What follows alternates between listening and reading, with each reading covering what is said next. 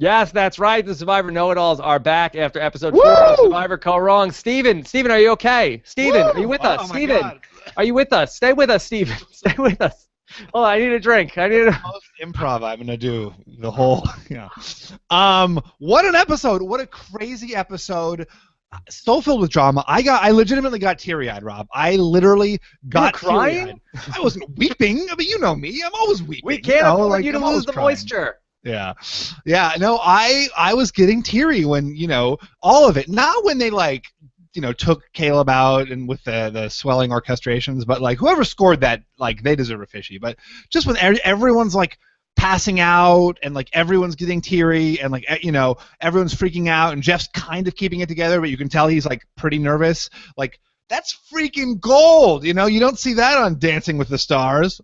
Yeah, it was like one of those ER disaster episodes where everything is happening all at once, and they're like, "All right, we got somebody over here." It was like triage. Yeah, exactly. And it's just like I couldn't believe it. It's like it's like literally every time, just as they got the situation stabilized, like that someone else is going down. And like we all knew someone was getting medevac this week, but just the chaos of how many people really seem to be in dire medical health. You're like, they're all going down. This is it. This is it for the show.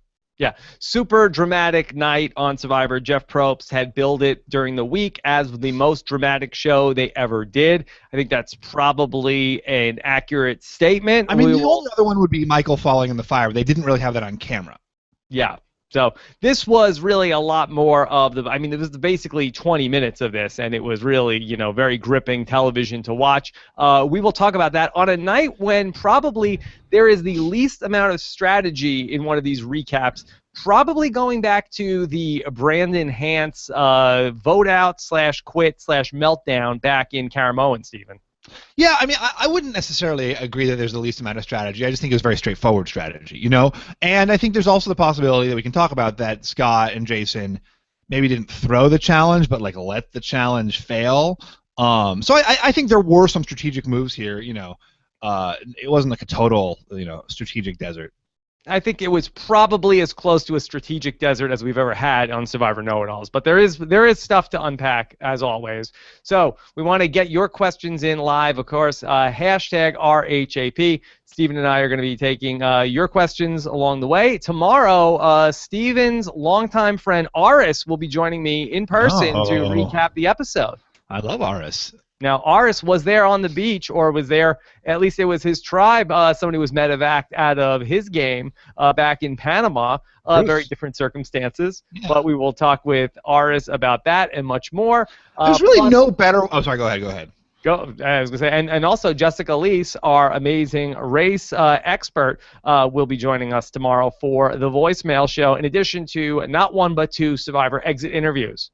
I was just going to say, like, they're really the two diametric spectrums of, like, where you want to be when you're medevac. The worst is poop caught in stomach, and the best is, like, I want a challenge, and then, like, I collapse from giving too much to the game. Like, Caleb may have, like, the best medevac ever in terms of just, like, he, like, rolls the ball up, pulls out the victory, and falls over. And Bruce probably has the worst. Were you surprised with Caleb that they made the call so quickly that he would not be returning to the game?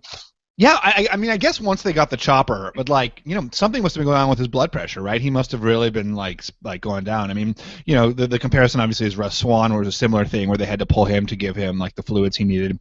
I mean, this had to be more extreme than that, and I'm really curious to hear what Jeff has to say about it tomorrow, because they didn't get a chopper that time. Like, what is the chopper doing that they can't do there? There's got to be like that's pretty nuts.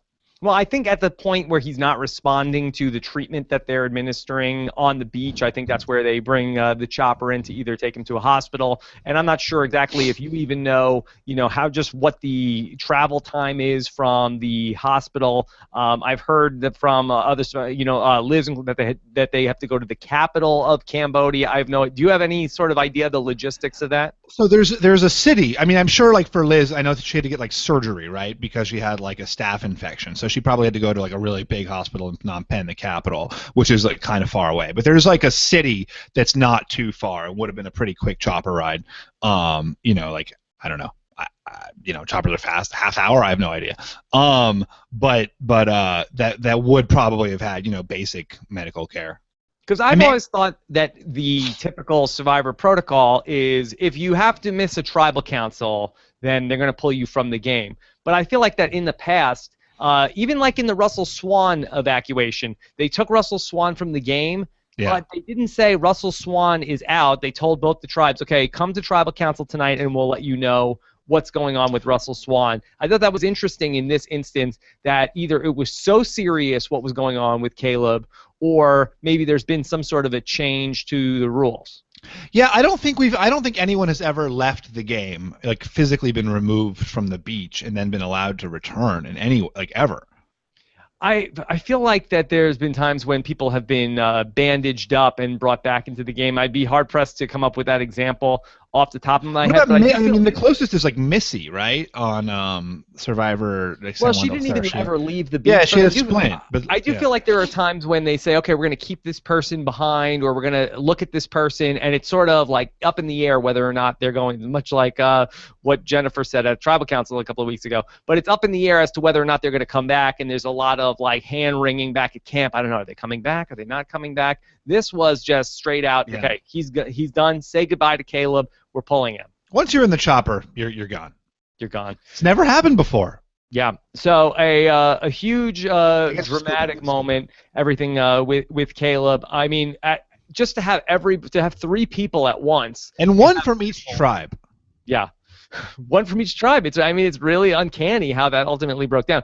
Now, Stephen, did you feel like that the challenge? I've been reading from people that the challenge was. Was the challenge itself, was there anything in the design of what they were doing that seemed like this was going to be a problem? Are you saying people are saying they should have known the challenge was going to be like this? Yeah, I've seen people are infuriating. People, stop it. Stop this, like, after, I mean, who am I? I'm just about to indict myself. After the fact, it's easy to say what you should have done, which is, of course, the entire premise of this podcast. After the fact, it's easy to say what you should have done. Mm-hmm. But, yeah, of course, afterwards, you're like, oh my gosh, that challenge, obviously. But they could have easily run that challenge, and this wouldn't have happened. I mean, it's not so obvious until you see it that like having a digging challenge is going to gas out people so brutally. Of course, now that we've seen it, we can say, well, digging and you're in the sand and it's so hot. So, like, yeah, we know now. But I totally disagree with that. I thought, there's no way to know. We hear all the time about how Survivor's not hard enough, and then suddenly there's this insanely brutal challenge. The medical team and the production team respond perfectly. Their act is so together. They do this, like, breathtaking, triage caretaking of 3 contestants, and pull one from the game. And then people are like, oh, they should have known. No, there's no way you can know. It's like splitting the votes. There's just no way you can know in advance. I agree. There was nothing about this challenge where going in, if you would have looked at this challenge and said, oh, wow, this is a brutal challenge. I could never do this. I mean, I'm sure that when the Dream Team ran this challenge, the part of finding the bags full of balls, how long could it have taken when the Dream Team ultimately did it? Now, maybe they're fully hydrated, and then maybe the conditions had been so bad back at camp because all 3 teams struggled for, 45 minutes had elapsed. But I don't think that there's anything inherently about, find some bags of balls in a sand circle that sounds like it's going to be excruciating. Yeah, and Dalton Ross tweeted, how digging is like shockingly exhausting, and then you don't really just sitting in that baking sun, is totally exhausting and wears you out, and it's humid, and the humidity is it too, and probably part of the issue for all of these contestants is that they're not properly hydrated going into it. So just like it's hard in this insane heat, in this crazy humidity, to stay hydrated enough. But there's just no way to gauge that, like Caleb looked fine and then suddenly he collapses. But there's just no way. Yeah. You don't know how long it's going to take for them to, it seemed like it took them a disproportionately long time to find those balls. Yeah, I don't know if it was just such a big surface area. I don't know how far down those balls are buried out there, but it did seem like everybody. I don't know if you needed to do it. It's just I don't think there was any way to predict that this was going to happen, other than to say maybe they did it at midday where the sun was really at its apex, Right. and it was really coming down on everybody. But you could speak so much to those conditions, Stephen. Just how unbearable is it? I saw that you tweeted tonight about how the conditions out there don't even translate to TV. Yeah, it's true. You just like you see them struggling, you see them dragging, you see it's hot, and we've all been super hot in our lives, but just like there's a level where the adrenaline gets going. You're in this challenge, you're baking, and you don't even like realize how hot it is. And then like suddenly it hits you, and you're like, oh my god, like I'm dying out here. Like you've been sort of like worked up, trying to push through a challenge, and then suddenly it's just like you're just completely like it hits you, like you lose all your energy, you're sluggish. We certainly had, we had it was they were there in April. I think this is April for them or March, when it's basically like the hottest it can possibly be in Cambodia. We were there, 2 months later, and it was still insanely hot, easily over 100 degrees and so humid. And it was like, we were just existing in that heat was painful. So the fact that these guys are out there, shirts off for an hour digging, I can't even imagine, like how difficult it must have been for them to go through. We had the endless discussion, like, is it better? Is the heat better, or is the rain better? I don't know. I guess I'd probably take the heat. What would you say, heat or the rain? Heat, no question. Yeah, I take the heat too. Not even close. You can go in the shade in the heat. If you don't have a tarp. Caleb couldn't go in the shade. Yeah. Stephen, let me float out sort of a wacky theory. You tell me if there's any legitimacy to this. Do you think that multiple players may have thrown in the towel during that challenge? Looking at the reward, which is not that stellar of a reward. It was coffee and spices, things that you could obviously get by without. Do you think that multiple players on all of the tribes across the board was like, it's not worth it, I'm not going to kill myself here, I'll let the other teams do it? And maybe there were so many players out there that were just saying, okay, let me just go through the motions here, I'm not going to kill myself, that it just made the challenge last forever because all the teams weren't trying their hardest the entire time. I bet that's probably true. I mean, I bet probably each team had a few people who were pushing themselves because they wanted to win and they cared about winning. But, I don't even think it's necessarily like a rational choice. Like, oh, yeah, like that prize is not worth my effort now. I more think it's like a diffusion of responsibility where you're like, I can just sort of sit here and maybe not kill myself. I'm dying. Yeah, and that's what Alicia was doing, right? When she was like kicking the sand around. Like, I mean, how ridiculous. That was so silly. Like, she was literally just like kicking sand. Like, there's no way the bag is on that top layer of sand that you're like kind of kicking. Yeah, and especially once the big prize was won, especially once the Brains tribe had won, I wonder just how much that both the Brawn tribe and the Beauty tribe might have been just saying like, all right, come on, guys, just win for salt and pepper. It was like the biggest overexertion of energy for the least amount of reward to ultimately be winning for that second place challenge. I mean, I wonder, could a team have just thrown in the towel there? I just don't think an entire team would. I think, these Survivor contestants, there's always some who are like super competitive, who are never going to give up like that. I mean, just go back. Let's go back to Survivor Philippines when there's a reward challenge with sandwiches on the line, and after a stalemate of so long, Penner and Skupin sort of negotiate this peace treaty where they say like, so what do you say? We just split the sandwiches? And Penner's and Skupin is like, give us all your rice. And they did it. They negotiated a truce. They didn't finish out the challenge. I mean, could they have walked away from the challenge at the point where it comes down to second place? Like, what are we doing out here? Yeah, and the other thing too is like if you're on day like 12 or whatever, a swap is coming soon. So why are you, like I could swap on to the to the Spices tribe and off of the no Spices tribe. Yeah, You really don't have. I would stand up and say, Jeff, let's. No, you would not. I You would. would I would not do do that. that. I would do that. In front of everybody, you'd be like, I'd be I'm the a good guy. I'd be the good guy. No. But everybody would love me for that. People would love me for that. Not Andrew Savage. No, Wimpy Jeff little Probst would not non-leader. love me, but all the other contestants would love me for that. I would say I would have saved Caleb for kept him in the game. Scott would not go for that. That's not a championship team move. That is not a championship team move. You're right. He would not love me probably under any circumstances. All right. So you brought up well, let's talk through Caleb first, and then we'll talk Alicia because that leads into the second vote. All right. So I saw you tweet or responding on Twitter about this. The card that was put up on the screen about how Caleb has recovered and he is hoping to play the game again. Did you feel like that was signaling in some way? Oh yeah, I totally did. I mean, the first you had that, and then the last words of his final words were, "I can't wait to play this again." I mean, I totally think they were like setting it up for him to return. I agree. Yeah, and you know, like I would want to see him. It's interesting actually. I was thinking about the Caleb edit because like he was getting a total hero edit throughout, and you often see. And again, like producers hate it when we talk about edits, which is why I want to do it so much. You often see, you know, the medevacs get these kind of like zero edit where like you don't really see their alliances, you don't really see their strategy because it doesn't ever play out. It doesn't really have a role or impact on the game. You know, you never saw Joe Dowdle making deals, but here we saw a lot of Caleb's alliances. I knew he had deals going on with Sydney. He did have Sydney, yeah, Spencer, the original Spencer. You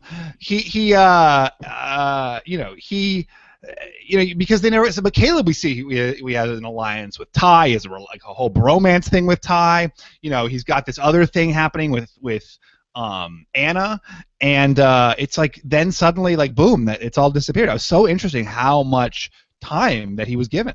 Well, I would love to hear from you, Steven, if we're going to sort of like play this out. How did Caleb's game ultimately, so Caleb is robbed of the chance to finish that game. Yeah. How do you think it ultimately would have played out had everything pushed forward? We know, okay, we can assume that still Alicia would be voted out at the second tribal council. Caleb would be continuing with the Beauty Tribe as part of the 6-person group, which is going to be split now into 2 tribes, presumably next week. How do you think Caleb would move on from here? Merge boot. So he would be. So basically, that this medevac robbed him of another 6 days in the game. Probably so. It's right. Like Caleb's the guy who's like he's a great athlete. Obviously, you know, got a lot of charm to him. Super compelling, and that's why he's not going to the end. I could see him going a little bit further than just the typical merge boot because he's in the numbers and in power with the numbers. So you would presume that the Beauty Tribe, no matter what the configuration is going to be, you would think that they would have a numbers advantage in whatever group. Like unless there was some sort of like wacky thing where 5 people from the Beauty Tribe end up on one tribe and or like 4 and 2. And that he's somebody, okay, let's pick him off. But that would also mean that the Brains and the Brawn tribe were working together, which that seems unlikely. So I do think that he would probably be in the majority at the merge, especially if that Women's Alliance and him and Ty and even Nick, who it seems like they don't love, but I feel like that they could have stuck together. I think that they would have been able to. I think he would have gone further than the merge boot. I don't think he would win. But I do think that he would be at least a few more votes after the merge boot. You know what? Like, I worry that he's an LJ. You know, which is the most heartbreaking thing to be. Well, that's the biggest compliment you could give somebody. No, you know, like the Beauty Tribe and BBB1 was, they really were all together. You know, they were one of the dominant tribes pre-merge, and then they kind of, you know, fell apart, and some sort of like goofy Braun guy ended up taking it on, and Rob, I'm going to tell you right now, I see the same thing happening this season. I think it's going to be Jason or Sydney. Jason or Sydney, you feel like you're calling your shot as a winner? The other 2 that I think have a possibility are Michelle and Anna, but not Michelle really even. Maybe Anna or Michelle. Those are the only other 2 I think have a possibility. But again, like or Ty. So my shot is not really called. Okay, you've named half the people on the show. 5 people. One of those 5. Yeah. I thought I was 5 going to come out here with a more. The thing is, all right, we'll talk about Jason in a little bit. Well, let's start. Okay, so then let's get into Jason and let's start to talk through Alicia, because you mentioned how that really there was this altercation that happened during that first challenge, which has really been an ongoing story throughout the season, where she was kicking the dirt around or kicking the sand around and sort of being a cheerleader. And Scott and Jason, I'm not sure. I want to make sure I attribute the quotes properly, but saying like, keep being a cheerleader. That's all you're good at. And there was a shut the hell up. Basically, we do this right after the show. I don't have the exact quotes in front of me, but those were the things to that effect. I know people are very upset about the way that she was spoken to tonight, Stephen. Let's start to talk through the ballad of Alicia's final night on Survivor. The what? The ballad. The ballad of Alicia. Shut the F up and dig, I believe, was the quote, which is just only slightly better than dig, woman. Here's the thing about Alicia. Like, I definitely think that Scott and Jason have treated her badly, and I think that they have been snappy with her and dismissive of her and rude to her, But Alicia kind of seems pretty annoying too. She watch your mouth, Steven. Yeah, I don't know. I mean, like the kicking the sand thing, like right after the challenge, they go back to camp. Who's the one who starts the altercation? Alicia is. She starts in on Scott about something he said, and I don't think anyone is behaving well. I don't think Scott and Jason are behaving well, and I don't think Alicia is behaving well. And I'm gonna write about this in my blog, but like. I think you see Scott and Jason snapping at her a lot, and like even today, like Jason like snapped at her and like removed himself from the situation. Right? He gets up and walks away because he's like, I'm behaving badly, and I myself have been on certain Survivor tribes with people who are infuriating, and they come all like Sierra Reed and Abby Maria. With me, your dad. Yeah, and they come off, and especially Sierra comes off as like this like belittled underdog because you only see when people get fed up and snap at her. You don't see the other 23 hours of the day when she's infuriating, because that doesn't translate as well to television. Just like the little annoyances that add up over the course of 9 days. And so you just see, and I'm not excusing the way Scott and Alicia are behaving because it's bad as people and it's bad as Condemn them, Stephen. Condemn them. Yeah, all right. I think it's bad humanity, right, to just be so nasty, to not give her a name, to belittle her constantly. Disavow them, Stephen. Yeah. And it's bad strategy, because what if they get to a swap or a merge? What if they don't lose? Well, you didn't say I disavow. Do you disavow them or not? I do disavow them. Okay. I've disavowed them previously. I tweeted out a disavowal. I've always years ago when they gave me their support, I disavowed them.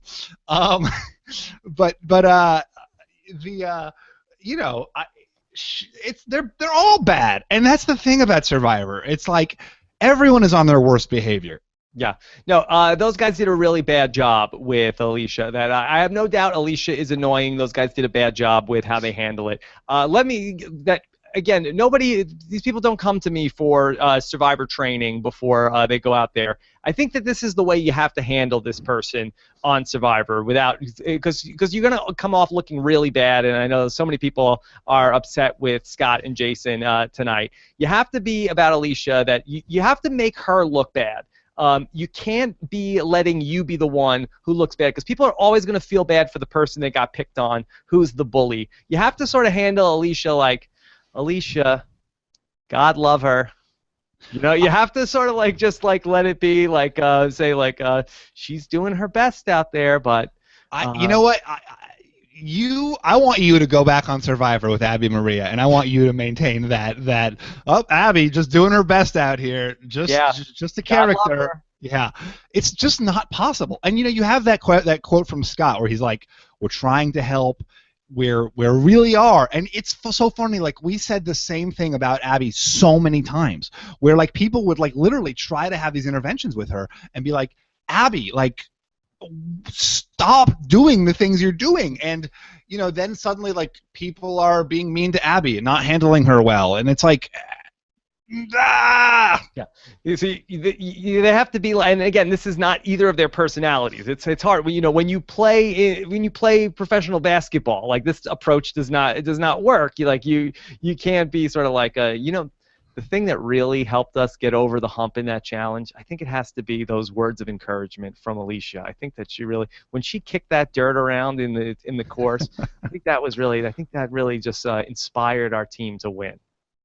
Yeah, no, look, I agree that that's the way to play it. Like, in a vacuum, as a great strategic play, that is the correct move. And a TV play, a media play. That's more so than a game play. I wonder though if they in that moment think like, we're gonna come off so right, and Alicia's gonna watch this back, because you don't know, like. And especially when you're in your own head, you only see things from your perspective. Everyone is the hero of their own story, Rob. Everybody's the hero. And the people who are out there on the reality show always think the person that is annoying to them will be annoying to the viewer at home. When exactly. Always, 100% of the time, the person who is the outcast, the person who's being picked on, the person who's being bullied, that is always the person that the audience will identify with. And the audience is always going to be on the side of that person. And unfortunately for Jason and Scott, that they aren't able to realize that, and they also do a terrible job. I also disavow their treatment tonight.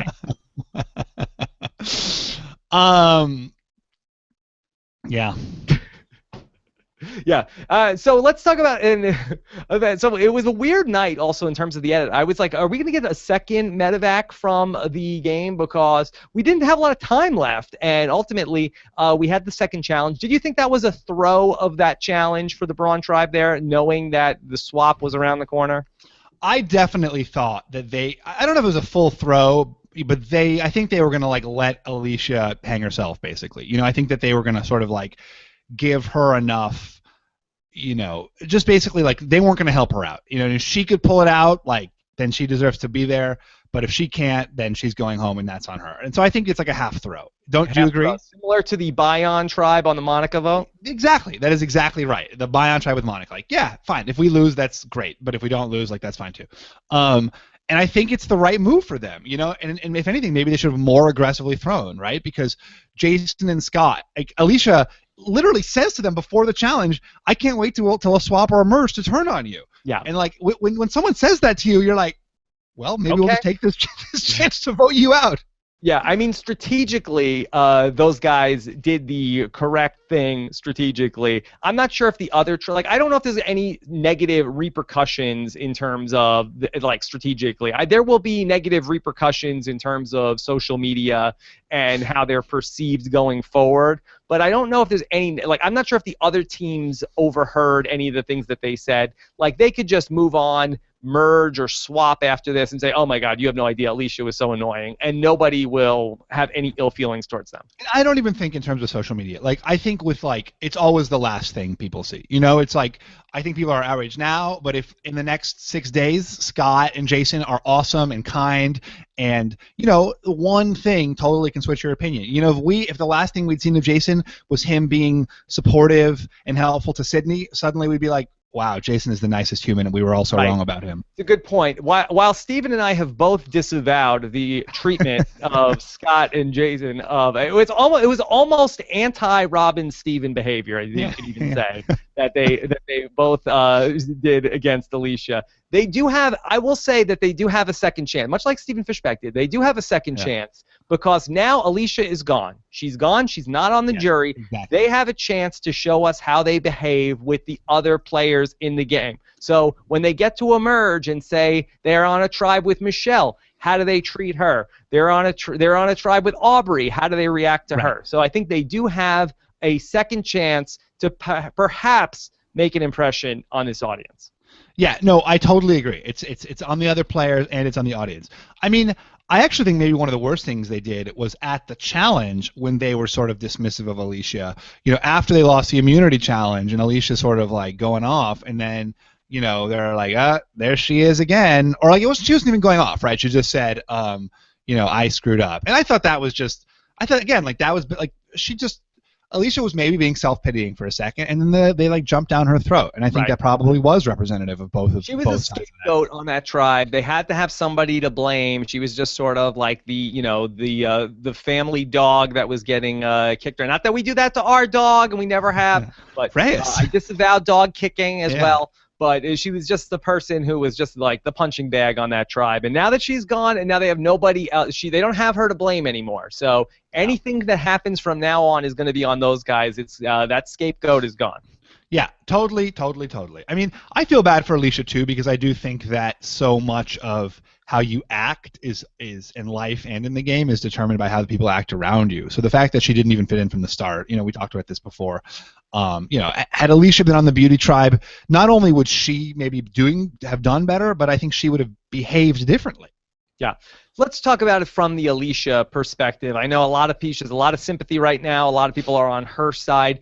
Do you have anything to say in the positive or in the negative about the way that she played these last 3 days of her game?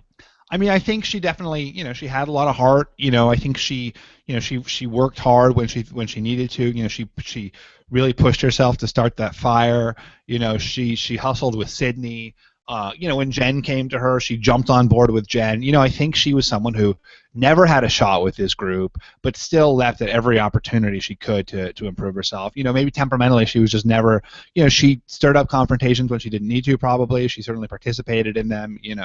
Apparently Jeff said she was on Braun because what did he say? Like, why did Jeff say she was? You're on Braun because we know that you don't take any crap from people. You don't take any lip, which I thought was ironic. Brawny comment.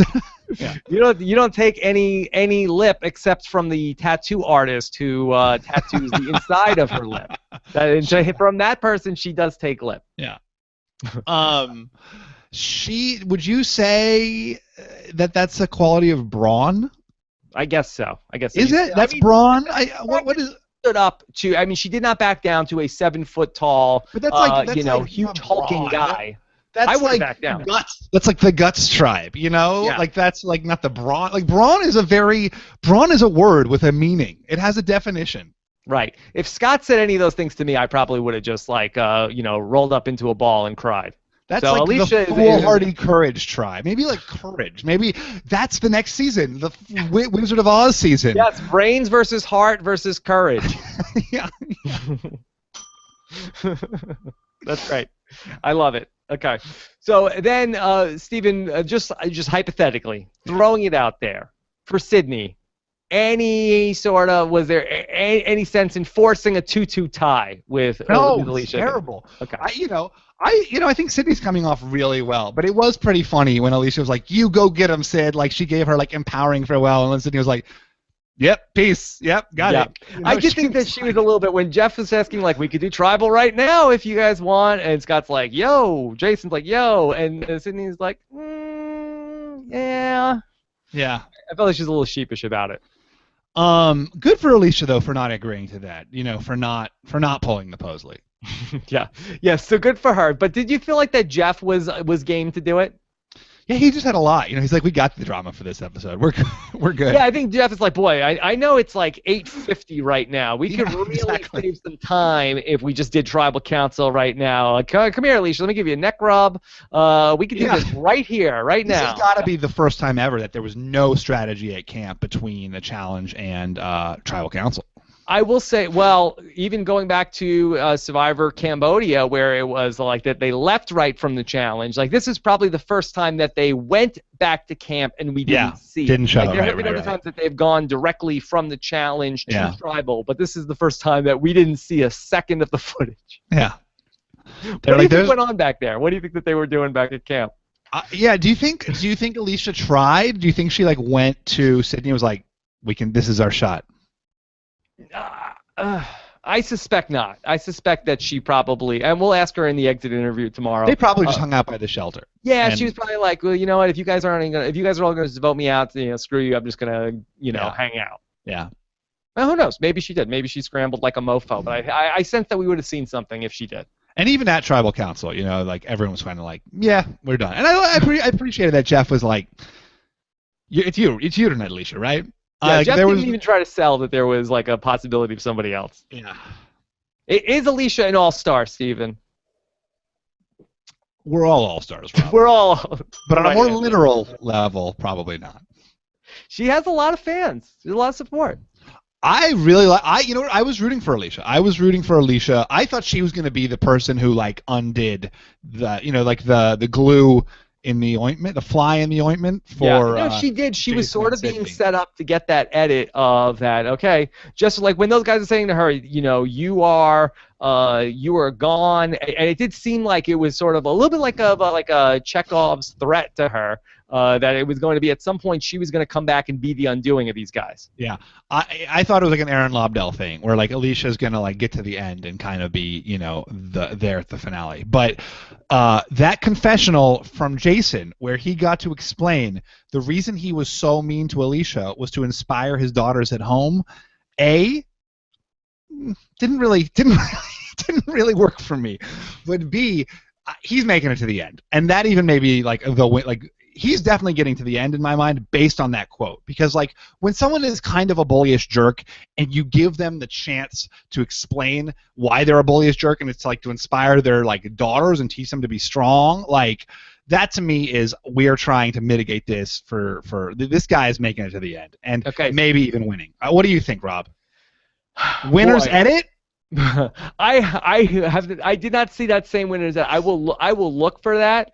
I feel like that Jason is a fascinating character on the show, and I know that a lot of people disagree with me about this, but I am glad that he is on the show because I think that he is bringing a lot of interest to this season. I know a lot of people dislike him, and even though I've disavowed his behavior tonight, I do think that he is an interesting strategic figure moving forward, and it'll be interesting to see how much the other teams want to work with him moving forward. So I don't think he's in a great spot, but we have always talked about the intentional Matt Singh. Will these guys be a target once we get into the two tribes? No, I think Braun is in a great place strategically. I think we've seen a lot of fractions on the other two tribes that are ready to explode, certainly on the Brains tribe. And then on the Beauty tribe today, you saw with Ty saying, well, now it's like the girls versus us. Like I think maybe some of us assumed that he had a bond with the girls based on like a few scenes in that first episode, but he doesn't seem to think so. And I'm willing to say that I think Jason's going to be a finalist so much that I'm willing to put the knowing his know-it-alls trophy on the line. Rob, are you willing to accept that as a bet, or is that not that interesting, or should we wait till it's extremely interesting to me. I will take that bet for a variety of reasons. One, I have nothing to lose. Nothing to lose. Are you? And two, just mathematically, it's a great. That there's 13 people left in the game. A guy with a big target on his back. I feel like if you're saying he's going to be in the final based on that confessional where he talked about his daughters and that's why he's a bully, I'm saying he's making it to the end. Steven's the best. Know it all. Severe gastrointestinal distress won't affect him at all because Steven's the best. This isn't the song I know. The scene with the stick made us all lol because Steven's the best. That's the 2016 version. Oh my God, I much prefer the 2015 version. Steven, I wouldn't normally do this. And maybe this makes me not the knowingest know-it-all. I feel like you've made such a lopsided bet that you have picked one person to go to the final three. Yeah, all I've had to do is bet that you're wrong. Right. Really, I should be giving you odds or something. Or you should have. It should be a competition between my horse and your horse. Yeah. And so you want me to pick a winner's edit person, and then go head to head? We don't need to work this out right now. We can finesse the details. But do you have someone who you think is going to do better than Jason? Better than Jason in a head to head. Boy, I don't know off the top. No, we can talk about it. Yeah, but but all right. So the die is cast. Yeah. Okay. It's my pony. Yeah, all right. We have until the end of the show to finesse this. Okay, let's take some questions. Steven, why don't you get us kicked off with one from David Silverberg? I don't even see the oh, there it is. Daniel Silverberg wants to know, Steven, you talk a lot about the winner's edit. Is there such a thing as a medevac edit? This is something we were just talking about at the start of the show. Caleb kind of getting an unusual edit for a medevac because medevacs often get that sort of strategic-less edit. Maybe that's not true, actually. Certainly Bruce had a lot of strategy. Penner had a lot of strategy in 16. Yeah, I mean, but Penner was involved in a big, kerfuffle early on. That third episode of that season where he fights with Cerie is one of my favorite episodes of the show of all time. I think that, sometimes people are just involved in things. I mean, to say that there's a medevac edit, it would be like, boy, there's nothing going on with this person, but we're seeing a lot of them. I feel like that maybe what happened with Caleb might be a medevac edit, because Caleb did not go to tribal council once. I mean, he really got a lot of airtime for a guy who was not involved in any sort of strategic decision other than the women bringing him in and saying, hey, like, he was involved in basically this friendship with Ty, and we saw a lot, and it was good TV, but that for Caleb, I mean, there was no part of the story that was a payoff to, we didn't need to see the women bringing Caleb into the tribe because they were never going to go to a tribal council with him. Yeah, but I don't know. Again, like some medevacs, you don't see a lot of them. And I think, and this is where the producer's point comes into play, where they show the things that happen, right? Mm-hmm. Like, I do think that people who make it to the end, and certainly the winners, get more crafted edits than most people. But for the most part, they show the things that happen. They're going to show it when people are heroic, and they're going to show it when they're louds. And Papa Smurf did not get a lot of airtime before his medevac. Was he? Yeah. Mike Barassi did not get a lot of airtime before. Terry got some airtime. Terry had a kind of like similar edit to Caleb, maybe a little bit less airtime, where he, was a force. He had that like conversation with Abby on the beach. You saw him being sort of inspirational. He talked to Spencer, but then kind of just wasn't really a part of the driving strategy of the season. But he also wasn't a part of the driving strategy of the season in real life. Mm-hmm. Yeah, I think that what we're looking for is when they're showing us people, when they could be showing us other things, but they're showing us people for a certain reason that doesn't have anything to do, that's not critical information that we need to know. Yeah. And maybe this is less having to do with the injury, but more setting up potentially if they want Caleb to return. They really liked what they were getting from him out there. They want to make sure that we have something, enough meat to sink our teeth into to see him want to come back. I totally agree with that. I totally agree. That it's they liked him as a character, and maybe there's a level to which they want to present him as a compelling character to who's worth seeing again in the future. Okay, let's take one from Kelly, or from Kerry, who said, "Is anyone surprised at how much they'll miss Beast Mode?" I guess this is really for the viewers. Steven, have you been surprised at how much you will miss Beast Mode Cowboy? Well, as you know, I don't have any history, Rob, so this is really for you. Yeah, well, I would say that I probably completely, as per usual, I was pretty wrong with. I really thought that Beast Mode Cowboy Caleb was going to come into this season and was going to have like a John Rocker type run. I really thought that he was going to be a caustic personality. I thought that he was not going to get along with his tribe. I thought that he was going to be prickly and really try to assert his will. He was none of those things, and people, almost universally have really enjoyed watching him on this season. So I completely got him wrong in my prognostication of the season. He was on his best behavior. He was on his absolute best behavior, and you'd be hard pressed to say something negative about him in this season. Yeah, I thought I don't have any motivation. I mean, any history with him. I don't have any biases or past awareness of him. But I loved him. I was looking forward to him playing. I thought he brought a lot of great energy and spirit. I was excited to see him continue. Okay. All right. Let's take another question. Johnny Horseman wants to know: due to their inability to play the social game, is it safe to say that Scott and Jason cannot win? What do you think, Rob? I would say that I believe Scott cannot win. Jason is a different story. Again, with Jason, we have seen him be pretty horrible to one person. We have not seen him be, and that's what I've said in talking about Jason, that all of these things that he has done and said have been all directed at one person. Where as we go along, just to compare him to Russell Hantz talks about these dumbass girls, this person, he's mean about a number of different people. Right. We don't hear Jason talking negatively about Sydney or Jennifer or even Darnell. So that while I have disavowed everything he said about Alicia, I need to see him be that way to multiple people before we could say that he cannot win the game. Once we see this as a pattern, then he cannot win. And the other thing is, to say he's like incapable of playing the social game, he's been in the driver's seat for, Braun Tribe has gone to tribal council, 3 out of the 4 tribal councils, and Jason has been not just in the majority alliance, but probably the key decision maker, if not, at least one of the key decision makers every single time. So he's obviously doing something right socially, right? Like he's being a jerk, and there's a lot of bad repercussions for that, but the social game comes down to building and maintaining alliances, and he's doing that. Mm-hmm. Sydney has not been saying about Jason. He's getting on my last nerve. I think that Jennifer may have felt like Jennifer did say that. She didn't love him. Yeah. She was closer with Scott, but I don't think that she felt like that he was terribly disrespecting her. And maybe I'm wrong about that. Yeah. I don't know if he's getting the winners edit, but I do think he's getting like the loser at the ends edit.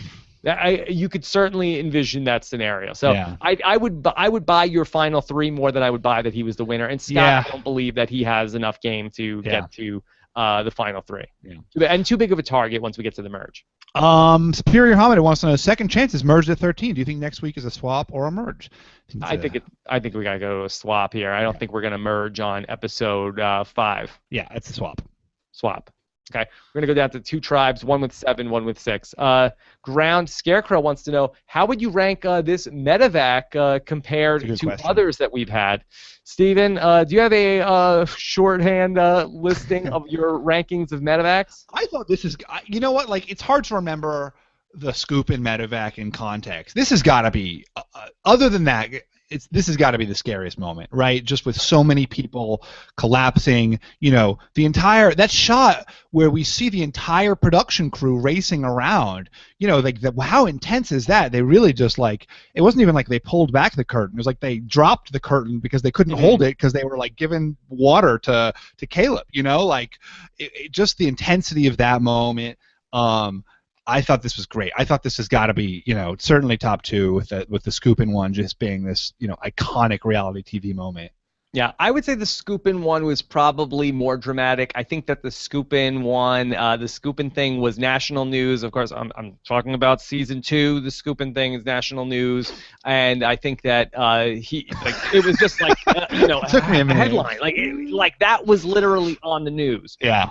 You will not turn on your local 11 o'clock news, and they will not be talking about the number of medevacs on. And that had to be the first time that ever happened too, right? Where something and this was for the first time we were really seeing the reality of the show, and we were really seeing medical come out. So I think that was because we didn't know what could happen here.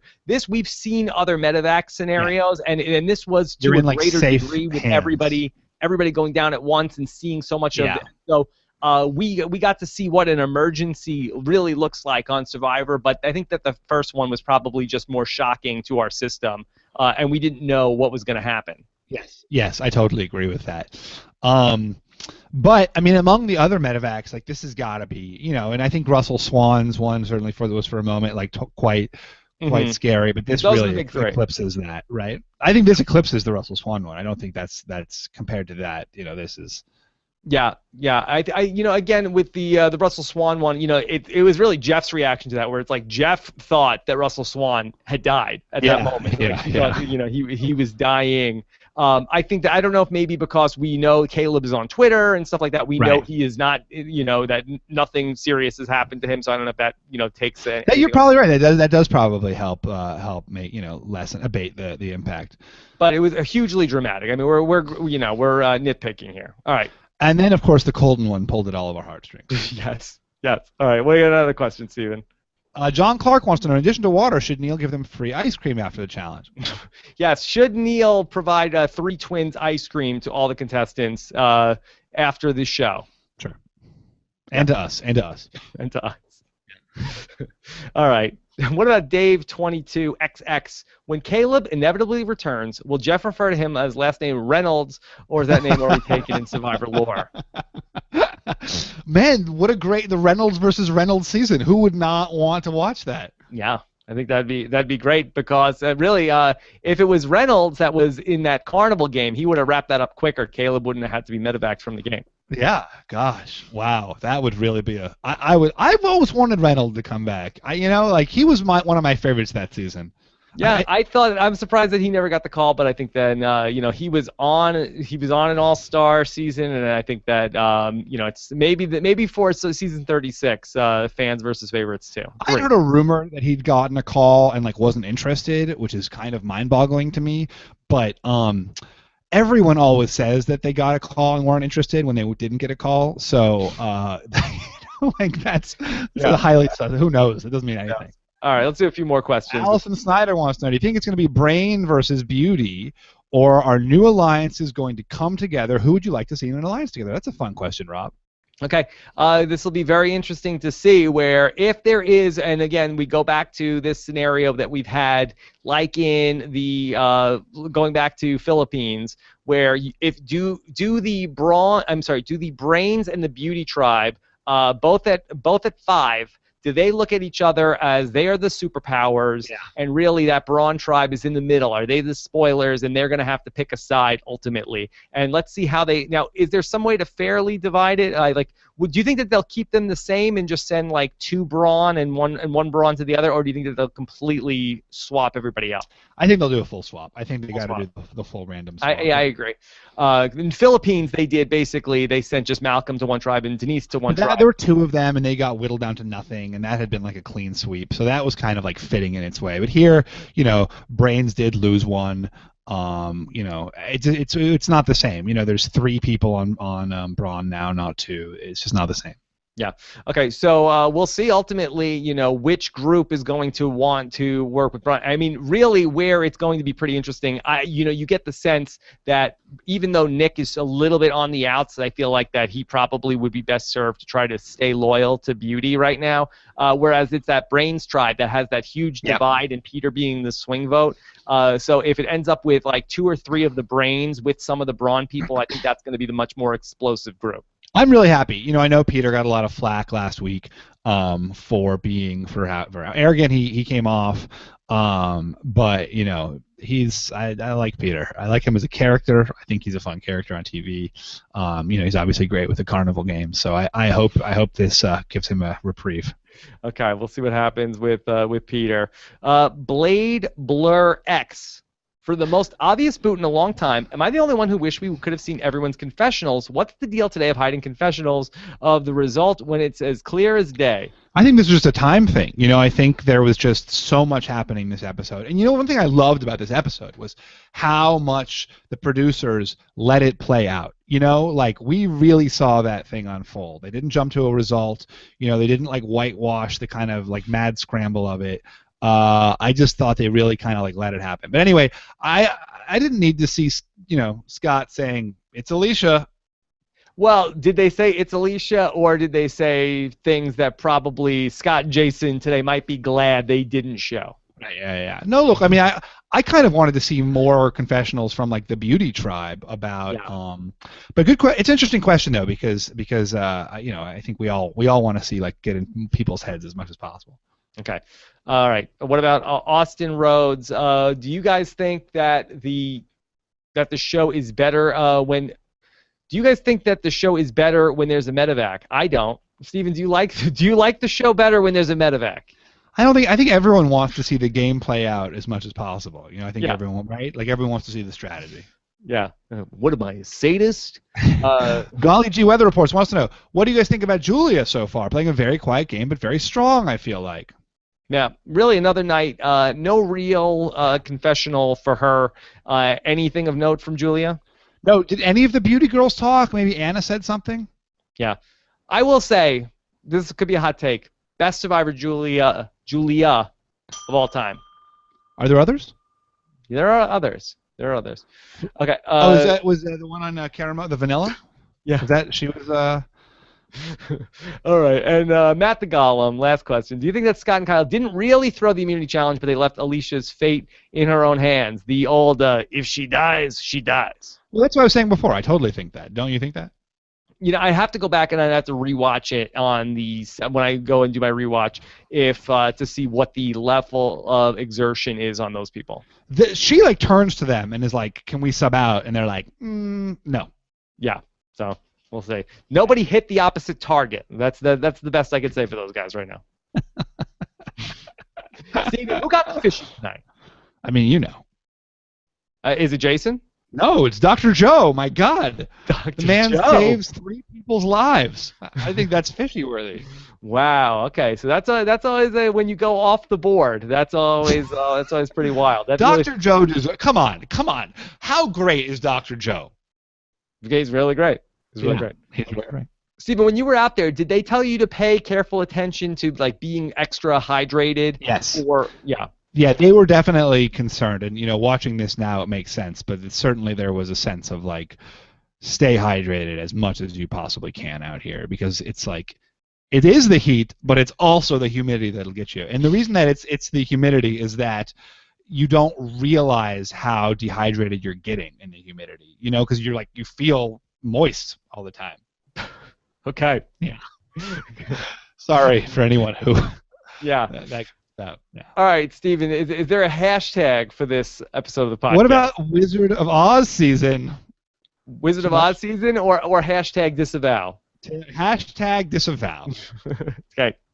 All right, guys, because we have disavowed that very negative behavior, which we did not care to see, which has no place on Survivor. No. You can quote me on that. Quote me on that too. Yeah. All right. Quote Stephen Fishback as well. If you could put him as a sub quote. He subtweeted me. Yeah. All right. Steven is going to have his People blog. You can check that out as well on Thursday, or probably up in about like 10 minutes or something like that. I'm hoping to have it up tonight. Yeah. Okay. So follow Stephen Fishback on Twitter. He is at Stephen Fishback, of course. Big Thursday coming up. We will have exit interviews with both players eliminated from the game tonight. We'll have that up for you guys by probably, I usually get those up by 11 my time, 2 p.m. Eastern. Make sure you subscribe to the podcast. Do not miss those. Then I will be speaking with Aris for the episode recap and your voicemails with Jessica Lees. Get those voicemails in as well. RobbinsWebsite.com/voicemail or 323-282-RHAP. Steven, any final thoughts? No. What an episode. What an episode. What an episode. Very excited about the swap. Good season. We really like so far. I mean, it's hard because maybe it all falls apart, but so far it's a really good season. So far, so good. Tonight was definitely much more drama than strategy, but hopefully we get back on the strategic. I thought it was fine. I mean, if the guys did kind of throw, and you know what, like, if Alicia had to go in a kind of like this kind of episode, if they hadn't been a Midovac, it could have been a really straightforward, dull episode with like Braun loses the immunity challenge, then it's obviously Alicia. Like, so this was the blaze of glory for her to go out in. Yeah, you're right. I mean, if she was gonna go, if she was a strategic non-factor, I'm okay with that. I just wish she didn't have to take that kind of abuse out the door, Steven. I concur. I disavow. We're on the same page. We are completely on the same page on this. Yeah. Okay. All right. Well, we can't say that. Keep saying the same thing over and over again. So much disavowing. All right. Steven, I will talk to you next Wednesday night. Looking forward to it. Have a good one, everybody. Take care. Good night, everybody.